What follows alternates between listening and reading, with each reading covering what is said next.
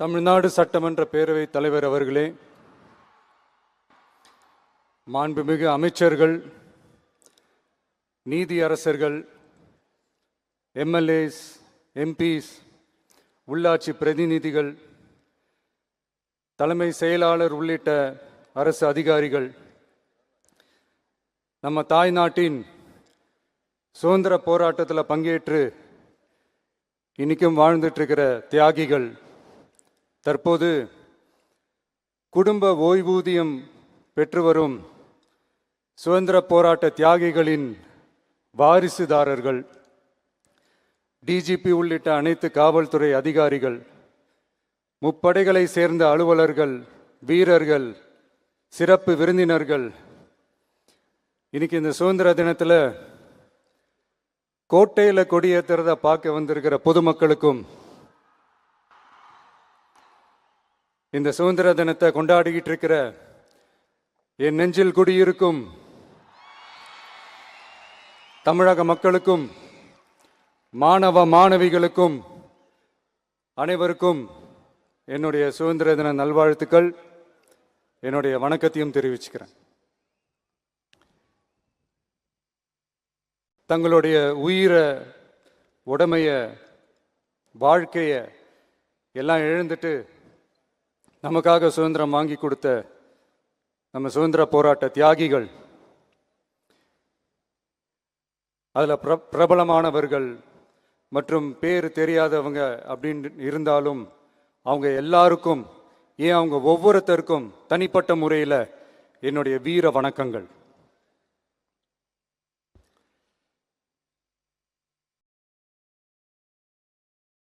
நம்மளை ஒரு அடிமை மாதிரி வச்சிருக்காங்க அப்படின்னு தெரிஞ்சிட்டாலே மக்கள் மத்தியில் ஆட்டோமேட்டிக்காக ஒரு ஒற்றுமை ஒன்று வர ஆரம்பிக்கும்.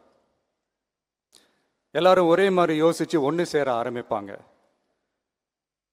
அப்படி ஒன்று சேர்ற இடத்துல தான் சாதி உடையும், மதம் உடையும், மொழி, இனம், இந்த மாதிரி எல்லாமே உடஞ்சி நொறுங்கும். அப்படி உடஞ்சி நொறுங்குற இடத்துல தான் கிடைக்கிறது தான் உண்மையான சுதந்திரம். அதுதான் நம்ம மகாத்மா காந்திஜி அவர்கள் அவங்களுடைய தலைமையில் 1947 இதே இந்த ஆகஸ்ட் 15 நமக்கு அந்த சுதந்திரம் கிடைச்சிது. இன்னைக்கு நம்ம எல்லாரும் அந்த சுதந்திரத்தை கெட்டியாக பிடிச்சிக்கிட்டு படிப்படியாக டெவலப் ஆகி வந்துக்கிட்டே இருக்கிறோம். அந்த டெவலப்மெண்ட்ஸை அடுத்தடுத்த கட்டத்துக்கு கொண்டு போக வேண்டியது நம்ம எல்லாருடைய ஒரு கடமையும் கூட. இந்த நேரத்தில் நம்ம தமிழ்நாட்டை லஞ்சத்திலேருந்து, ஊழல்லேருந்து காப்பாற்றுறதும் ஒரு மிகப்பெரிய ஒரு விடுதலைக்கு சமமான ஒரு விஷயந்தான். அதை நோக்கி தான் நம்ம அரசும் செயல்பட்டுக்கிட்டு வந்துக்கிட்டு இருக்கு.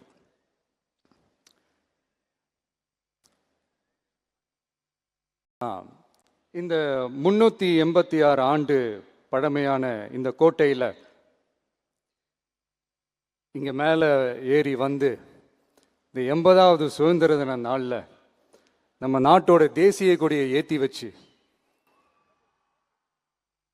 இன்னைக்கு இந்த விழாவில் என்னை பேசவும் வச்சிருக்கிறீங்க.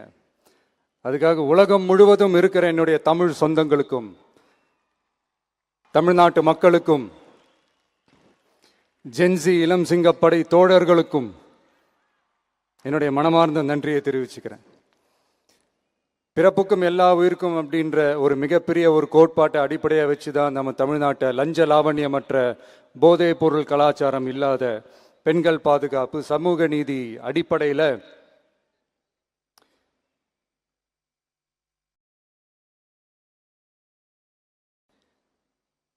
ஒரு வெளிப்படையான, ஒரு உண்மையான, ஒரு நேர்மையான ஒரு நிர்வாகமாக இதை நாம் செயல்பட்டுக்கிட்டு வந்துக்கிட்டு இருக்கிறோம். பொது வாழ்வில் சமரசம் இருக்கவே கூடாது. மக்கள் நலன் தான் மிக மிக முக்கியமான ஒரு விஷயம். அந்த அடிப்படையில் தான் தமிழக வெற்றி கழக அரசு செயல்பட்டுக்கிட்டு வந்துக்கிட்டு இருக்கோம். அதே அடிப்படையில் தான் மக்கள் நலன் சார்ந்த திட்டங்கள்லையும் நம்ம சென்ட்ரல் கவர்மெண்ட்டோட நிர்வாக ரீதியாக ஒத்துழைப்போட இருக்கிறோம். But at the same time நம்ம தமிழ்நாடு கொள்கைகள்னு வந்துட்டா மாநில உரிமைகளுக்கு எதிரான முடிவுகள்லையும் சரி, தமிழ்நாட்டுக்கு எதிரான கொள்கை முடிவுகள்லையும் சரி, நம்ம டிவிகே அரசு எப்பவுமே எதிர்க்கும். அதில் எந்த மாற்று கருத்துமே கிடையாது. அதே மாதிரி இதுக்கு முன்னாடி நிறையா திட்டங்கள்லாம் கொண்டு வந்திருக்காங்க. அதில் எதெல்லாம் மக்களுக்கு யூஸ்ஃபுல்லாக இருக்கிற மாதிரி திட்டங்கள் இருக்கோ அதெல்லாம் கண்டினியூ பண்ணிக்கிட்டு தான் இருக்கிறோம். ஃபார் எக்ஸாம்பிள், ஜெயலலிதா மேடம் கொண்டு வந்த அம்மா உணவகம் திட்டம், அது இன்னும் மெருகேற்றி கண்டினியூ பண்ணிக்கிட்டு தான் இருக்கிறோம். அது மாதிரி காலை உணவு திட்டம், அதையும் இன்னும் விரிவுபடுத்தி 6th ஸ்டாண்டர்ட்லேருந்து 8th ஸ்டாண்டர்ட் வரைக்கும் அதையும் விரிவுபடுத்தி வர செப்டம்பர் 17ஆம் தேதி பெரியார் அவர்களுடைய பிறந்த நாள் அன்னைக்கு அதை தொடங்க இருக்கிறோம். ஸோ நம்மளுடைய அரசு, உங்களுடைய அரசு இந்த 3 மாதம் ஆகுது. இந்த 3 மாதத்தில் விவசாயிகளின் பயிர்க்கடன் ரூபாய் 5932.23 கோடி தள்ளுபடி செய்யப்பட்டுள்ளது. குறுவை சாகுபடி தொகுப்பு திட்டத்திற்கு ரூபாய் 134.83 கோடி வழங்கப்பட்டுள்ளது. ஒன்றிய அரசு நிதியுடன் ரூபாய் 12,642 கோடியில் 125 நாள் வேலைவாய்ப்பு திட்டம் மற்றும் ஜல்ஜீவன் குடிநீர் திட்டம் ரூபாய் 18,123.05 கோடியில் செயல்பாட்டிற்கு கொண்டு வரப்பட்டுள்ளது. சுகாதாரத்துறையில் சேவைக்கு நலம் AI செயலி கொண்டு வரப்பட்டுள்ளது. பேரறிஞர் அண்ணாவின் பிறந்த நாளான செப்டம்பர் 15ஆம் நாள் தாய்மாமன் தங்க மோதிர திட்டம் ரூபாய் 755.83 கோடியில் தொடங்கப்பட உள்ளது. மக்களின் போக்குவரத்திற்கு ரூபாய் 127.21 கோடியில் 300 புதிய பஸ்கள் வழங்கப்பட்டுள்ளது. தமிழ்நாட்டில் மதுப்பழக்கத்தை குறைத்திடும் வகையில் முதற்கட்டமாக 717 டாஸ்மாக் கடைகள் மூடப்பட்டுள்ளன. வெளிப்படையான நிர்வாகத்திற்காக நவீன தொழில்நுட்பத்தை பயன்படுத்தி கணினி மயமாக்கப்பட்ட நிர்வாகம் செயல்பாட்டில் உள்ளது. முன்னெப்போதும் இல்லாத ஆளில்லா பத்திரப்பதிவு செயல்பாட்டிற்கு கொண்டு வரப்பட உள்ளது. கோயில் நிலங்கள் கணக்கெடுக்கப்பட்டு அனைவருக்கும் தெரியுமாறு ஆன்லைனில் ஏற்றப்படுகிறது. வருவாய்த்துறையில் அனைத்து சான்றிதழ்களும் 15 தினங்களுக்குள் வழங்கப்படுகிறது. லஞ்சம் வாங்குவதை புகார் செய்ய புதிய வாட்ஸ்அப் எண் அறிவிக்கப்பட்டுள்ளது. அரசின் வருமானம் தனிநபருக்கு செல்வது தடுக்கப்பட்டுள்ளது. அனைத்து துறைகளிலும் லஞ்சம் ஊழல் ஒழிக்க தொடர் நடவடிக்கை எடுக்கப்பட்டு வருகிறது. கனிம பயன்பாடு முறைப்படுத்தப்பட்டு நவீன தொழில்நுட்ப உதவியுடன் விநியோகிக்கப்படுகிறது. சட்டம் ஒழுங்கு தீவிரமாக கண்காணிக்கப்பட்டு பராமரிக்கப்பட்டு வருகிறது. ஜூன் மாதம் 29-30ஆம் தேதியில் நடந்த மாவட்ட ஆட்சியர் மற்றும் காவல் கண்காணிப்பாளர் மாநாட்டில் சட்டம் ஒழுங்கு பிரச்சனையில் கடுமையான நடவடிக்கை எடுக்க உத்தரவு போட்டிருக்கிறோம். அரசு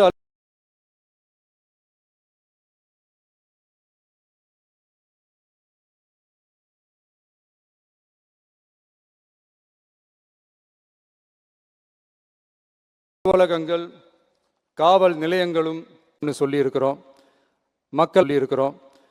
மக்களை அலைய விடக்கூடாது. கோரிக்கைகளை நல்லபடியாக ஆராய்ஞ்சு சரியான வழியில் தீர்வை தர சொல்லியிருக்கிறோம். சுதந்திர போராட்ட தியாகிகள் தங்கள் உயிரை தியாகம் செஞ்சு கிடைச்ச சுதந்திரம் மிக சிலருக்கான சுதந்திரமாக மட்டும் இல்லாமல் ஒவ்வொரு இந்திய குடிமகனுக்கும் சுய மரியாதை, சம உரிமை, சம வாய்ப்பு மற்றும் கண்ணியமான வாழ்க்கையை வழங்கும் உண்மையான மக்கள் சுதந்திரமாக இருக்கணுங்கிறதே எல்லாரோட மிகப்பெரிய எதிர்பார்ப்பாக இருக்குது. அதை நிறைவேற்றுற பொறுப்பும் நம்மளோடது தான். தமிழ்நாட்டு மக்களோட இணைஞ்சு தமிழகத்தை இந்தியாவின் முன்மாதிரி மாநிலமாகவும் உலக அளவில் வளர்ந்த நாடுகளுக்கு இணையாக தமிழ்நாட்டு பொருளாதாரத்தை 2036 ஆண்டுக்குள் $1.5 trillion உயர்த்திட நாம் உறுதியேற்போம். மக்களே, எல்லாரும் ஓட்டு போட்டுட்டோம். உங்கள் அண்ணனை, உங்கள் தம்பியை, உங்கள் பிள்ளைய எல்லாரும் ஜெயிக்க வச்சு முதலமைச்சராக ஆக்கிட்டோம். அதனால் நம்ம கடமையெல்லாம் முடிஞ்சிருச்சுன்னு சொல்லி யாரும் ஒதுங்கி போயிடாதீங்க. இனிமே தான் நீங்கள் நம்மளோடவே கூடவே இருக்கணும். உறுதியாக நம்ம அரசோடவே கூட இருக்கணும். அப்போ தான் உங்களுக்காக இருக்கிற எல்லா நல்ல திட்டங்களையும் என்னால் செயல்படுத்த முடியும். 8 கோடி பேரோட அந்த பிரதிநிதி தான் முதலமைச்சர் பதவின்னு சொல்லுவாங்க. அதனால தான் சொல்கிறேன், மக்கள் தான் ஆட்சியாளர்கள். இங்கே நான் எல்லாருமே, அங்கே இருக்கிறவங்க எல்லாருமே மக்களோட சர்வன்ட்ஸ். அப்படி தான் நான் அதை பார்க்குறேன். ஸோ வாங்க எல்லாருமா சேர்ந்து நம்ம கடமையை சேர்ந்து செய்வோம்.